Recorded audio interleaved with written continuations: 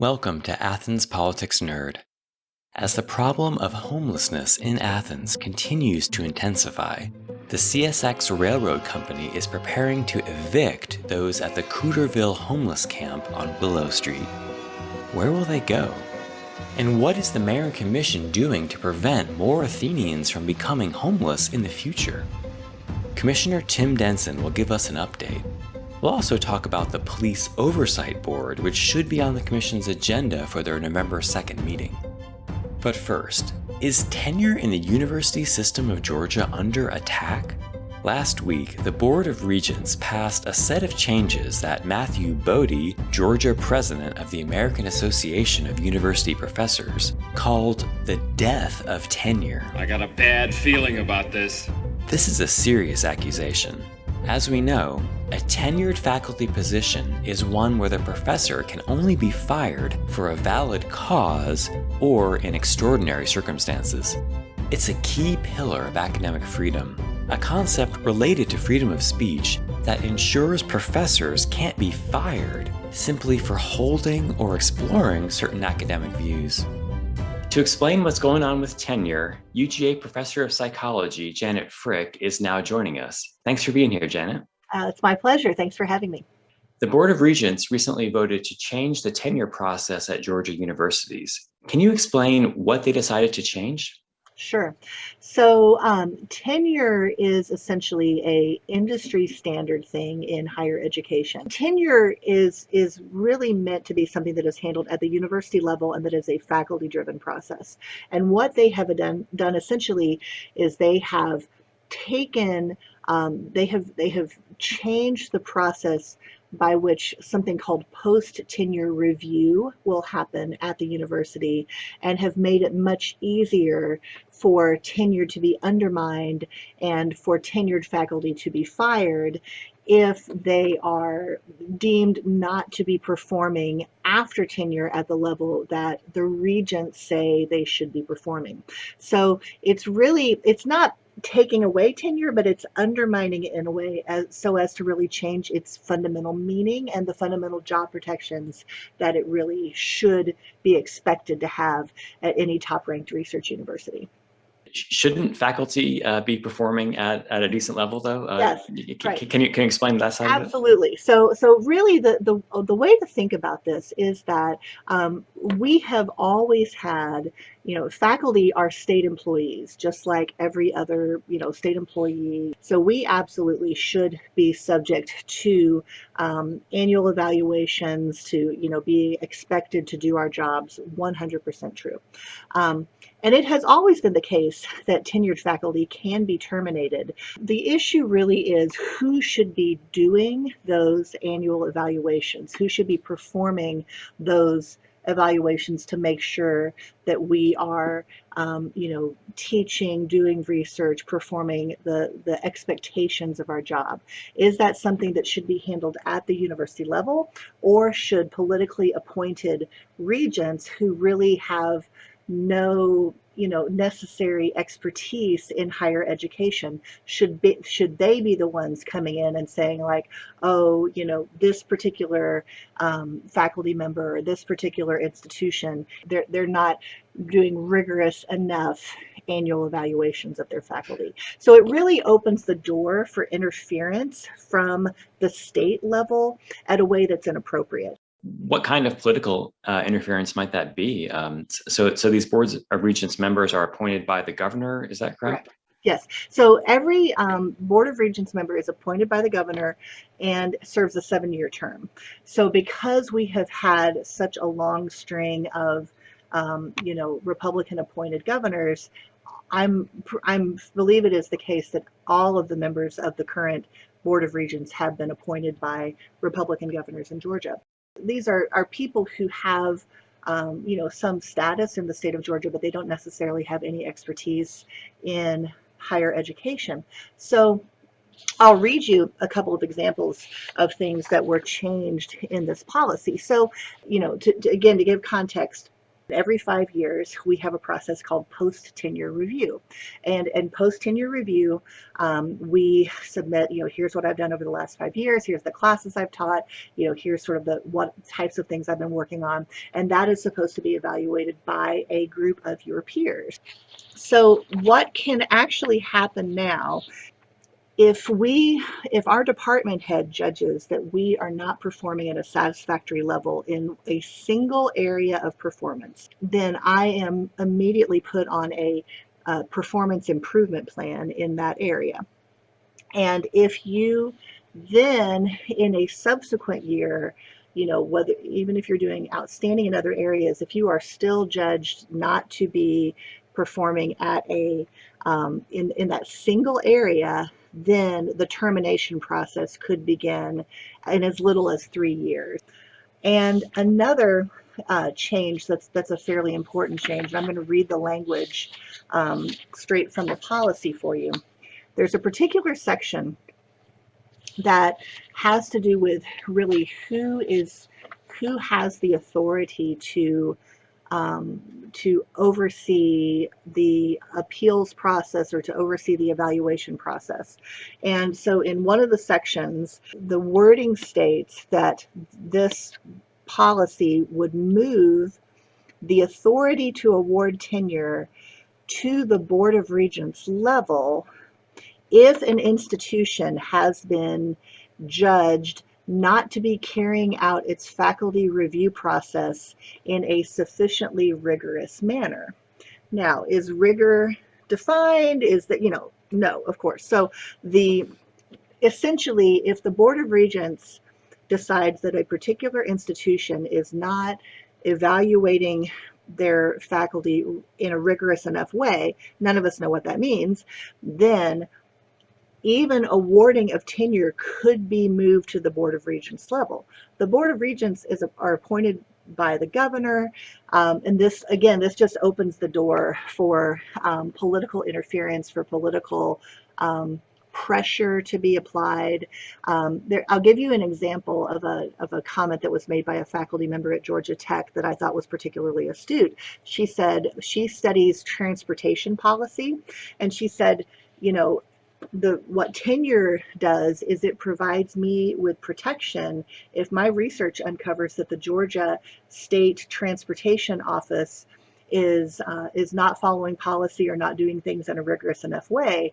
Tenure provides me with the protection for me to do my research and come to whatever conclusions it leads to without worrying, by publishing this, am I going to offend the wrong person in the wrong office who then will want, pressure to be put on my dean or my department head to find my work to be unsatisfactory in some way. And if this really is an attack on academic freedom, how do you think faculty are going to respond? Faculty morale has not been great in the university system of Georgia. In part because our COVID policies have really been behind the times, behind best scientific practices. So what is already happening is faculty are on the job market. They are looking to move other places if they have the ability to do that. I know for a fact that there are job searches going on right now at a national level where people are like, I'm not going to go to Georgia if they're messing around with tenure. That's not someplace I want to be. Attacks on tenure, the one thing I think it's important to say, this is not isolated to Georgia. It has happened in other states. It's happening currently in other states, and I believe it will be coming to other states that are headed up by conservative leaders. What I think everyone has to understand is that an attack on tenure from politically appointed people harms the reputation of the university at a national and international level in a way that will ultimately harm students and will harm our economy. And the reason for that is that the faculty who are going to have the most mobility to leave and to go to a more prestigious institution are the people with big grant dollars. And so when grant dollars leave, given how state funding for higher education has been dropping, that is really going to hurt our bottom line. And then you ultimately don't have the the faculty who really make this institution rich, broadly speaking, we will have difficulty attracting those faculty, and we will also have more difficulty attracting faculty who do research in more potentially controversial areas, faculty who study race, faculty who study diversity and discrimination, and political, who study fascism, like all sorts of topics that could be a political hot potato. Would you want to come if you have an offer between two places, one where tenure is solid and one where it's under attack? Where would you want to go? This is really concerning, but thanks so much for coming on the show to explain it to us. Yeah, you're welcome. Thanks for the time and the opportunity. The American Association of University Professors has threatened to censure the University System of Georgia for these changes, which would be a major black mark on Georgia's reputation. Now, let's turn to the mayor and commission. There are a few things on their radar that should be coming up for a vote on November 2nd. The first of these is a retention bonus and premium pay for ACC Gov employees to be paid for out of the American Rescue Plan. Commissioners have agreed that ACC employees will receive premium pay to compensate them for working in a hazardous environment during the pandemic. Every employee who has had significant contact with the public, such as bus drivers and other frontline employees, will receive a $1 or $2 boost to their hourly pay for hours worked during the height of the pandemic. In addition, all employees will receive a $500 to $1,000 retention bonus around Christmas time. The Commission is still debating the amount, but the total package will amount to about $7 or $8 million of the $57 million total rescue package. The Commission wants the rest of the package to be decided through a democratic process, the details of which will hopefully be coming sometime soon. A vote on the location of the planned new Judicial Center is also on their agenda. This hasn't been decided yet, although it's almost definitely going to be across from the Multimodal Center on Hickory Street. It just makes the most sense there. It means the courthouse can stay downtown, it would be accessible via transit and the Firefly Trail, and the Commission would then get to go in on a parking deck together with the Classic Center Arena, so they could split the cost. So the new courthouse is probably going to be on Hickory Street, but if you'd rather see it built somewhere else, now is the time to speak up. A vote on civilian oversight of police is also on the Commission's agenda. To talk about that, and about how we could be fighting homelessness in Athens, here is Commissioner Tim Denson. Thanks for coming on the show, Tim.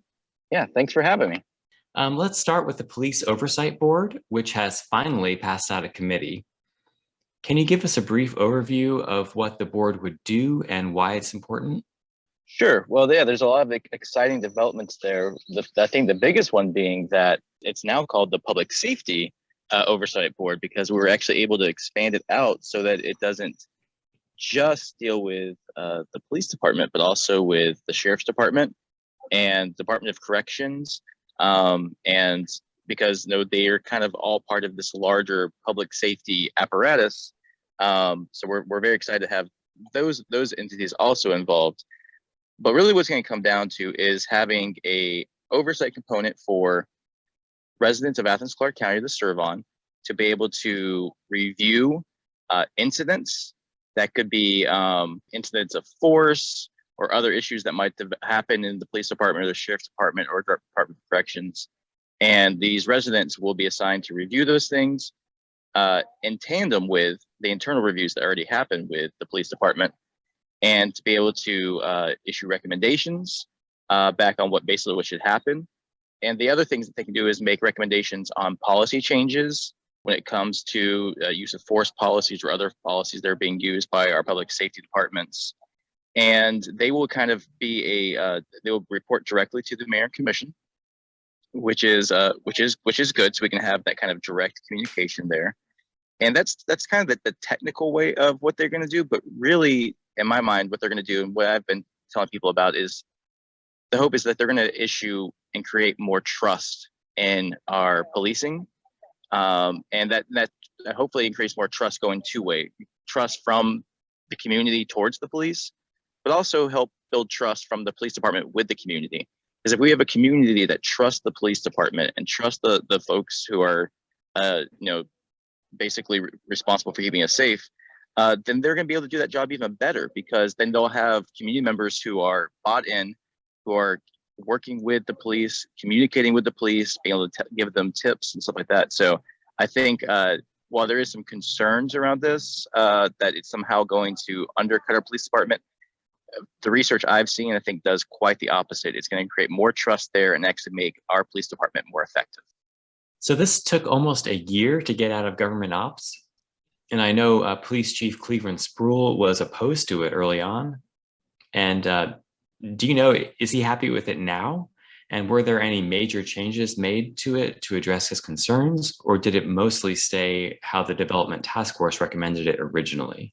Sure. Yeah. So this was assigned to us back in the winter of last year, back in February. And it has definitely taken quite some time, longer than I'd like to have seen it. But hey, we're finally here. And I do think within that time, we've done some good work and actually have improved upon what the task force recommendations were, which were great recommendations. And they're definitely the bones of what we are moving forward here. With Chief Spruill, Chief Spruill did make some statements early on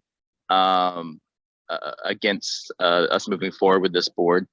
But as far as I can tell, with his interaction with the Government Ops Committee as we move forward, and also other officers being present at the meetings and giving input, it seems to me that they, they're on board. I feel confident saying that they're on board. And they definitely were collaborating with us on this. And one of the changes that they did bring forward that we implemented is something that was already present in the Atlanta board, which we kind of modeled ours off of. And that is a bit of an appeals process, kind of, so that if officers, when they're being reviewed, this could even be like if from the internal review, they felt like they didn't get a fair shake or everything didn't come out, and they wanted to basically be able to appeal this, they can actually bring that to the Civilian Oversight Board and kind of have the Civilian Oversight Board do a relook at it. And the same thing, the Civilian Oversight Board gives recommendations. Then there's a process where they can still appeal those and have it be like kind of looked at again by the Oversight Board. And so that's something that that Chief Spruill wanted to see included, and I think made a lot of sense and has been successful in the Atlanta model. Great. So do you expect that it'll pass in November? I feel confident it will pass. We discussed this at the agenda setting meeting last evening, and all the comments that came forward were positive from my colleagues on the commission. Awesome. So moving on to homelessness and eviction prevention. As most listeners probably know, there's a large homeless camp on Willow Street that's in danger of eviction. So when is this eviction planned? I know it was pushed back a couple of times. And is there anywhere for these people to go? Yeah, this is a very difficult situation, and we've been working. The county government's been working to its best ability with CSX to be able to find a compassionate timeline, giving time for the individuals who have been living at that encampment for quite some time too. This is an encampment that's been around for quite a while. Giving time to them to be able to relocate, and giving time to the county government for us to be able to finally get this, the structured encampment up and operating. So at this time, I know they've kind of a couple of times have agreed to delays in the eviction. And so I am remaining hopeful, realistically hopeful, that we will be able to have the structured encampment operating before that final eviction happens. But of course, this goes well beyond the residents who have been staying at that encampment.